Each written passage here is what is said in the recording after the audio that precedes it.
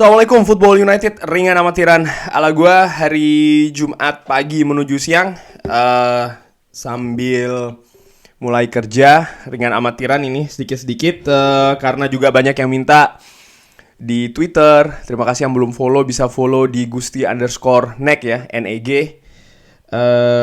Lalu juga di beberapa komen YouTube yang nanyain, "Bang, kok belum ada video?" Ya nih, gua bikin video karena biasanya gua bikinnya tuh sehari atau 2 hari sebelumnya.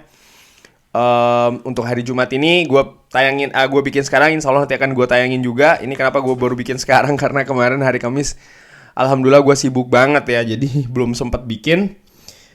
Kali ini langsung aja gue mau news update ringan-ringan aja ya, ringan amatiran. Dimulai langsung dari Fabrizio Romano yang langsung aja intinya dia ini Paul Pogba ya, update tentang Paul Pogba. Ini dia akan menolak tawaran dari Manchester City.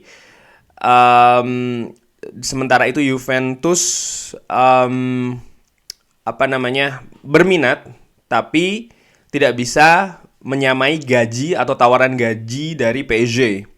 Tapi dia bisa memberikan tawaran kalau Paul Pogba ini akan jadi pemain kunci di Juventus, dan dikabarkan Paul Pogba juga tertarik ya. Tapi dia masih dia masih berpikir atau mengambil waktu untuk berpikir, mempertimbangkan dua klub ini antara Juventus dan atau PSG. Wah, ini berarti perkiraan gue salah nih. Dia akan gabung ke Manchester City, which is bagus ya. Bagusnya kenapa ya? Intinya dia pasti cabut dari Manchester United, itu sih menurut gue yang paling bagus kabarnya ya. Kita lihat dia mau kemana ini kali. Tapi kalau menurut gue seperti ini kayaknya melihat dari resistensi atau tidak semua pihak dari Paris Saint-Germain itu menerima, terutama supporters ya, Paul Pogba ini. Jadi menurut gue besar kemungkinan dia akan kembali lagi ke Juventus. Dari Fabrizio Romano masih ini mengabarkan kalau Newcastle United ini berminat kepada Dean Henderson. Kalau tidak salah, bahkan Newcastle ini pernah atau memberikan tawaran yang cukup besar sebenarnya. Cuma Manchester United membandrol harga dari Dean Henderson juga tinggi, kabarnya 40 juta kalau tidak salah ya. Kalau tidak salah 40 juta. Karena memang ya sebenarnya dia kiper bagus, cuman di 11 pemain di atas lapangan kiper tuh cuma satu. Permasalahannya kan begitu ya. Dia dan saingannya menurut gue juga berat ya, seorang David De Gea. Jadi cuman gue perkirakan Dean Henderson kemungkinan besar sekali memang akan meninggalkan Manchester United di musim panas nanti ya, karena dia sangat ingin tampil reguler. Tentu saja yang dituju itu adalah bisa masuk squad Three Lions di Piala Dunia Qatar akhir tahun ini ya.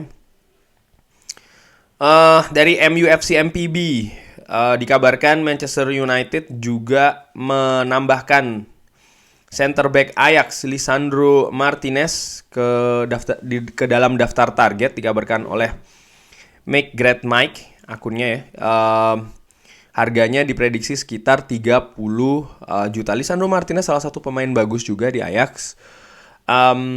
Ya ini jelas memperkuat kemungkinan kalau Manchester United memang akan mendatangkan back baru. Berapa yang akan didatangkan ini juga menurut gue cukup menarik, karena tentu saja selain Lisandro Martinez, satu nama yang sudah lama juga dikaitkan dengan Manchester United itu adalah seorang Jurriën Timber. Masih dari akun yang sama dikabarkan secara eksklusif kalau pembicaraan yang positif ini telah berlangsung antara Manchester United dan Ajax untuk Jurriën Timber.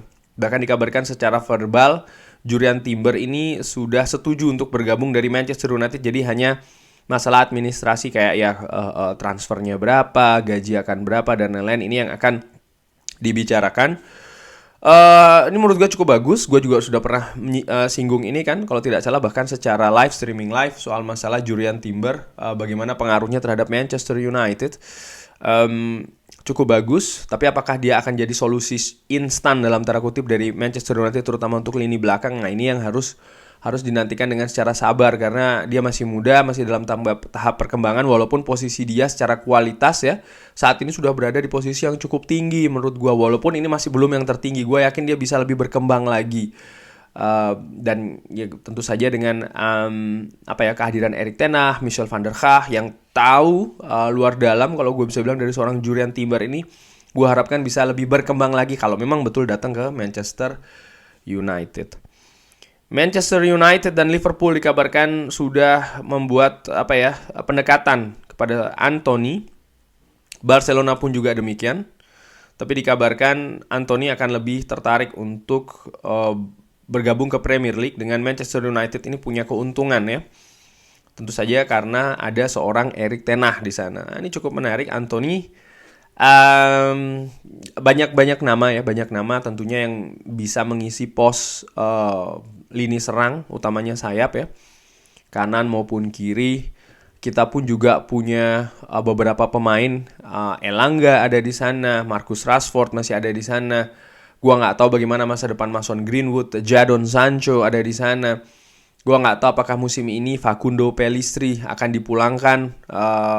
Amad Diallo pun juga demikian. Akan cukup ramai, dan ini menurut gue juga harus dipertimbangkan secara matang dari tim kepelatihan dan juga manajer ya, apabila kalau mendatangkan satu pemain. Karena tentu saja dengan kedatangan pemain baru ini kan secara psikis, mental akan memberikan dampak kepada pemain yang lain ya. Apakah akan jadi dampak positif, artinya bisa jadi pemacu untuk tambah daya bersaing pun ini juga harus diperhitungkan dengan bagus. Cuman Anthony, pemain yang musim ini bermain sangat gemilang di Ajax ya, lebih bagus daripada musim-musim sebelumnya. Pertanyaannya selalu adalah apakah dia bisa konsisten, artinya dengan progres yang sudah bagus ini akan terus naik ke atas atau justru mendatar atau justru ke bawah. Dan salah satu tantangannya tentu saja pindah dari Eredivisie, bermain di klub sebesar Ajax yang sangat dominan di Eredivisie, lalu memperkuat Manchester United di mana Premier League ini daya saingnya lebih tinggi, sangat berbeda dengan Eredivisie. Posisi di kompetisi domestik Ajax dan Manchester United ini juga berbeda, dan tentu saja hal-hal demikian ini akan memberikan kalau bahasa gue sih tantangan bagi seorang Anthony. Apakah dia bisa mengatasi hal tersebut atau diperkirakan bisa mengatasi hal tersebut kalau datang ke Manchester United, ini juga sangat menarik ya. Darwin Núñez dikabarkan menjadi target dari banyak klub Eropa.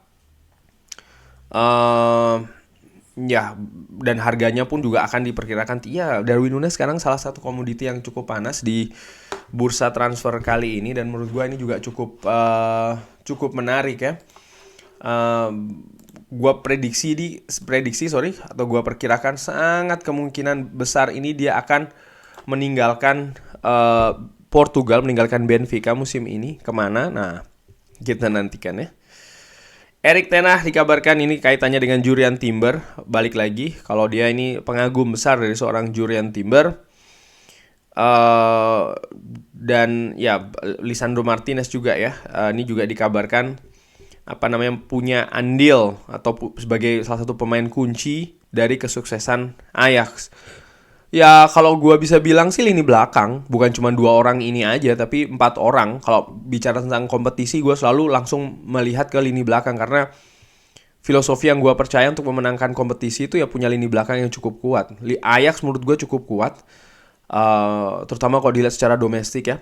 Di kompetisi domestik Eredivisie ada Daley Blind, ada Jurriën Timber, ada Mazraoui, ada Lisandro Martinez, ada Verschuur, dan lain-lain juga di sana. Kedalaman skuad di lini belakang Ajax pun juga cukup bagus kalau gue lihat, sehingga capaian gol dan juga kebobolan itu sangat mencolok di liga domestik ya.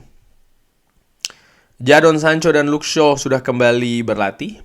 Cuman apakah mereka bisa tersedia ketika menghadapi Crystal Palace? Nah, tanda tanya menurut gue sih enggak ya. Dan sebenarnya jangan sih, karena ya terlalu beresiko kalau menurut gue ya.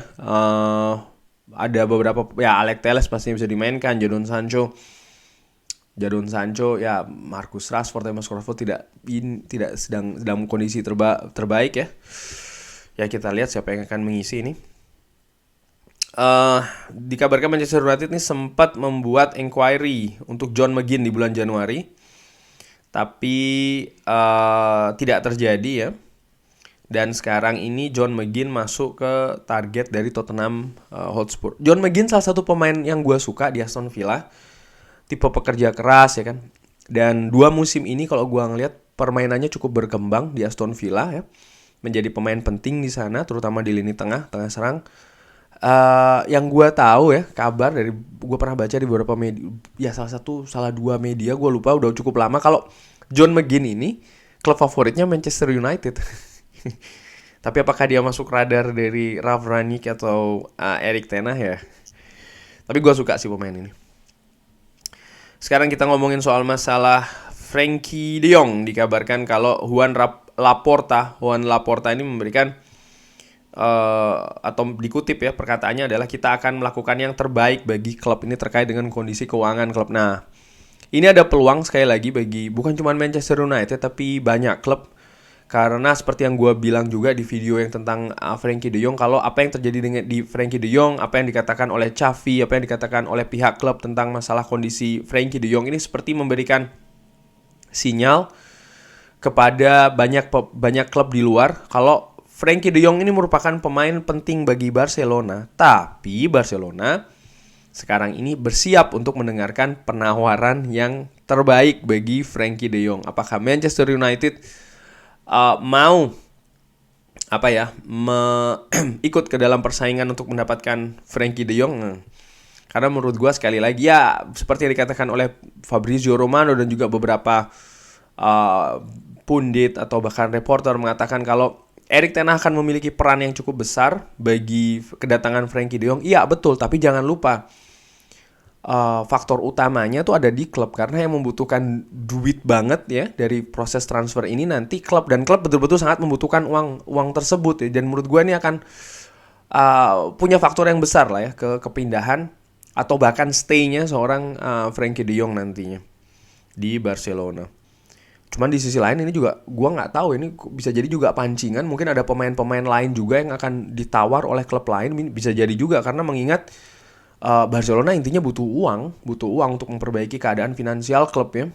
Ya kita lihat lah, makanya kapan juga gue pernah di news update, gue lupa yang episode keberapa, gue tulis di situ beberapa pemain yang dikabarkan bisa cabut dari Barcelona musim ini, karena Manchester United bisa memanfaatkan situasi tersebut untuk memperbaiki kualitas squad. Tapi sekali lagi tentunya ya, jangan hanya tergiur karena sekarang Barcelona membuka peluang nih untuk menjual beberapa pemainnya.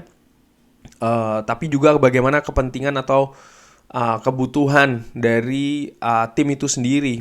Yang tentu saja ini diketahui atau informasinya yang paling legit katakanlah ya dari tim kepelatihan, dari manajer ya, mana-mana pemain yang diprediksi atau masuk ke sistem permainan yang akan dibangun, ini yang lebih penting sih. Manchester United ini dikabarkan dari United Report, Manchester Recruitment Team dikabarkan minggu ini akan bertemu terkait dengan rencana musim panas. Ini cukup bagus, musim ini akan segera berakhir hari Minggu besok. Insya Allah gue akan bikin reviewnya seperti biasa. Gue pikir sih besok Minggu setelah pertandingan menghadapi Crystal Palace ini Erik ten Hag kemungkinan akan ada di sana melihat pertandingan. Itu jadi gongnya menurut gue. Akan banyak keputusan-keputusan penting, paling tidak terkait siapa-siapa saja yang tidak masuk ke sistem ya kan, siapa-siapa saja yang akan dimasukkan daftar target. Mungkin mulai minggu depan atau 2 minggu lagi paling lambat, 2 minggu dari sekarang ya mungkin minggu depan lah ya, minggu depan tim rekrutmen dari Manchester United ini akan lebih bergerak lagi untuk mengamankan target-target. Cuman yang menarik tentu saja pengganti dari seorang Matt Judge ini sampai saat ini gue belum tahu siapa. Apakah ini sekarang akan langsung di handover oleh John Murtough yang akan bekerja sama secara langsung dengan seorang Richard Arnold? Nah ini juga menarik ya. Ini soal masalah center back yang akan direkrut oleh Erik ten Hag, dikabarkan ingin punya yang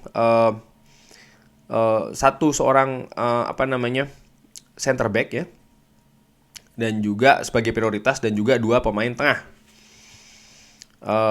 Dikabarkan akan mengincar seorang pemain nomor 6 yang bisa menjadi konduktor atau orkestrator untuk membangun serangan dari Manchester United ya, penggantinya Paul Pogba kalau menurut gue. Dan ya cukup menarik, ada banyak nama, bukan hanya Frenkie de Jong menurut gue ya, ada banyak nama di sana yang bisa dipertimbangkan. ataupun juga memanfaatkan atau mencoba untuk menaikkan kualitas dari pemain yang ada, sebut saja Donny van de Beek mungkin. Tapi menurut gua sih again ya, harus menambah kualitas dengan menghadirkan pemain baru kalau menurut gua di lini tengah. Paling tidak setidaknya satu pemain yang mungkin bukan yang berada di sudah jadi bagus, tapi menuju. Ini butuh kejelian tim rekrutmen di sana. Sekarang ini soal masalah rekrutmen staff. Dikabarkan kalau Manchester United ini sebenarnya tidak begitu yakin tentang masalah pilihan Erik ten Hag atau proposal Erik ten Hag untuk mengambil Steve McClaren. Bahkan dikabarkan untuk mempertimbangkan posisi ini diberikan ke Mike Phelan dan juga Eric Ramsey. Eric Ramsey dikabarkan masih akan jadi bagian dari tim kepelatihan dengan fokusnya lebih ke pekerjaan one on one dan juga latihan set piece. Tapi ini yang selanjutnya, Erik ten Hag ini dikabarkan sangat yakin dengan Steve McClaren akan memiliki peran yang sangat penting bersama dengan Michel van der Gaag. Dia menginginkan McClaren untuk menjadi anggota yang aktif di coaching team dan juga menjadi penghubung dengan board management dan membantu dia untuk mengatasi permasalahan-permasalahan yang tidak terduga di Manchester United. Ini dari artikel by the way kalau tidak salah ya. Dikabarkan kalau ketika zamannya Ole Gunnar Solskjaer, sebenarnya backroom timnya atau staf kepelatihannya ini dinilai sangat baik oleh beberapa pemain, ya, dan mendapatkan kepercayaan dari beberapa pemain. Tapi dikabarkan juga ada beberapa pendapat di dressing room kalau ada sesuatu yang hilang. Salah satunya adalah untuk mengembalikan prinsip-prinsip menjadi performa yang bagus. Ya, gue sepakat sebenarnya kalau ini subjektifnya gue ya, dengan amatiran. Pendekatan yang dilakukan dari Ole Gunnar Solskjaer, mungkin kalau melihat dua manajer sebelumnya, Louis van Gaal dan juga bahkan Jose Mourinho, mungkin gue pikir ini yang terbaik ya. Bagaimana manajemen komunikasi yang dibangun oleh Ole Gunnar Solskjaer. Karena menurut gue sekali lagi kunci tetap ada di penguasaan dressing room, baru ke taktik dan strategi. Dan penguasaan dressing room ini menurut gue juga harus dilakukan secara sabar. Ini yang gue lihat dari Ole Gunnar Solskjaer sekali lagi. Bisa satu musim, bahkan bisa 2 musim untuk bagaimana manajer itu bisa menguasai dressing room. Ini juga gue melihat bagaimana Sir Alex melakukan di awal-awal masanya di Manchester United. Masing-masing klub tentu saja punya filosofi culture berbeda-beda ya. Ada yang bisa dengan cepat, ada juga yang lama. Menurut gue Manchester United termasuk yang agak lama. Dan oleh karena itulah Erik ten Hag harus diberikan waktu. Karena penguasaan dressing room menurut gue juga mungkin akan memakan waktu. Bisa jadi 1 musim. Ini dengan amatiran ala gue ya. Karena praktis untuk membongkar pasang backroom staff, bahkan backroom atau ya pemain-pemain ya, bukan cuma staff di kepelatihan dan juga pemain-pemain, ini bisa jadi memakan waktu agak panjang karena melihat jeda transfer paling tidak, terutama bagi pemain. Dan menurut gue ini juga akan masuk ke faktor penting penguasaan dressing room. Oleh karena itulah gue pikir akan memakan waktu. Baru setelahnya kita akan berbicara soal masalah permainan, strategi. Dan tentu saja ini bisa dibangun secara bersama-sama. Tapi apakah akan berjalan secara beriringan? Menurut gue tidak. Tetap ada satu di depan yang lainnya. Karena ya kalau menurut gue sih agak sulit ya. Kalau bisa sih cukup bagus, tapi ya menurut gue sih agak sulit. Sorry. Oke. Dan menurut gue ini salah satu faktor yang bisa diambil, dipelajari ya, Erik ten Hag dari pelatih-pelatih sebelumnya, dari Ole Gunnar Solskjaer, dari Jose Mourinho, dari juga Louis van Gaal. Dia harus bisa cari solusi. Dan penunjukan Steve McClaren menurut gue oke, kalau memang dia percaya dengan Steve McClaren, ini bagus. Tapi Steve McClaren kalau memang ditugasi juga menjadi penghubung dengan pihak board management, maka ya harus dikomunikasikan juga. Tapi gue yakin ini sudah dikomunikasikan segala macam. Cuman sekali lagi intinya adalah perubahan ini cukup besar, cukup mendasar di Manchester United ya. akan butuh waktu. Akan butuh waktu. Oleh karena itulah dari fans harus bersabar menurut gue. Dikabarkan ini kalau Manchester United dikabarkan memberikan izin bagi, ini gue ambil dari Football Daily, kalau untuk Aaron Wan-Bissaka untuk cabut dari klubnya karena tidak akan masuk ke rencananya Erik ten Hag. Ini sebenarnya sudah gua prediksi melihat minimnya waktu Aaron Wan-Bissaka di tangan Ralf Rangnick ya. Bisa jadi ini merupakan salah satu rekomendasi kuat dari seorang Ralf Rangnick kepada seorang Erik ten Hag. Ya kita lihat siapa yang akan menggantikan. Apakah Jurriën Timber akan diplot sebagai bek kanan? Ini juga cukup menarik ya. Atau pemain lain mungkin. Berita terakhir, dan ini mungkin terkait dengan berita Aaron Wan-Bissaka ya. Manchester United dikabarkan ditawarkan kesempatan untuk mengambil Serginho Dest dari Barcelona. Dikabarkan Dest ini tidak jadi rencana dari Xavi. Dan dikabarkan dia bisa boleh ya, atau diberikan izin untuk mencari klub lain. Wah, ini cukup menarik, Serginho Dest. Apakah dia akan bereuni? Nah, ini juga cukup menarik ya, Serginho Dest. Ya, tapi sekali lagi apakah Manchester United akan mengambil peluang ini ya diserahkan lagi ke Erik ten Hag. Kalaupun Serginho Dest datang juga kembali lagi gue tekankan akan ada waktu adaptasi di sana, kompetisi yang berbeda, culture negara yang berbeda, klub juga berbeda. Gue ingat waktu kedatangan Serginho Dest ke Barcelona juga waktu itu sempat dipercaya nih pemain akan ya punya masa depan yang bagus, segala macam. Akhirnya mengalami kesulitan juga kan di La Liga, sekalipun di klub sebelumnya dia cukup oke. Tapi menurut gue ini membuktikan ya kompetisi yang berbeda, klub yang berbeda itu juga tantangan besar sebenarnya bagi pemain ya, terutama bagi pemain yang punya pengalaman untuk pertama kali pindah ya dari satu kompetisi, satu negara ke negara lain, atau bahkan ke klub yang lain. Ini menurut gue juga cukup harus diperhatikan. Kurang lebih demikian. Terima kasih sudah menyaksikan. Ya, sekian dulu episode kali ini. Jangan lupa like, sholat, dan juga subscribe. Wassalamualaikum warahmatullahi wabarakatuh.